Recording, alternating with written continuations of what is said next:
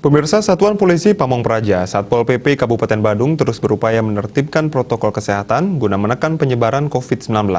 Terlebih sejak Gubernur Bali mengeluarkan kebijakan untuk uji coba pembukaan objek wisata seperti pantai. Tim Justisi rutin memiliki jadwal pemantauan ke sejumlah pantai di Gumikris pada sore hari. Kasatpol PP Badung I Gusti Agung Ketut Suryanegara menyampaikan, pemantauan dilakukan mulai di pantai Kuta Selatan, Kuta Utara, hingga pantai yang berada di wilayah Mengwi. Fokusnya adalah penerapan prokes seperti penggunaan masker dan pencegahan kerumunan.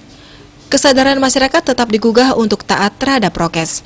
Pembukaan objek wisata ini jangan sampai dikecewakan dengan mengabaikan prokes. Jangan sampai kasus meningkat dan objek wisata ditutup kembali. Dibukanya objek wisata ini angin segar yang nantinya bisa berdampak terhadap perkembangan ekonomi masyarakat. Uji coba pembukaan pantai di Badung diawali dari Pantai Kuta yang disusul pantai-pantai lainnya. Namun untuk pengawasan pengunjung masuk ke pantai diberikan kewenangan kepada pengelola pantai, mengingat hampir dominan di pantai di Badung dikelola langsung oleh Desa Adat. Pihak Desa Adat mengerahkan petugas untuk melakukan pengawasan wisatawan masuk, mulai dari pengecek kartu vaksin dan lain sebagainya. Setelah dilakukan pengecekan, baru pada pengunjung diperbolehkan masuk ke pantai. Di sisi lain, DPRD Badung mengingatkan pemerintah daerah betul-betul menyiapkan CHSE di setiap destinasi dan akomodasi pariwisata sehingga kehadiran wisatawan tidak menimbulkan klaster baru.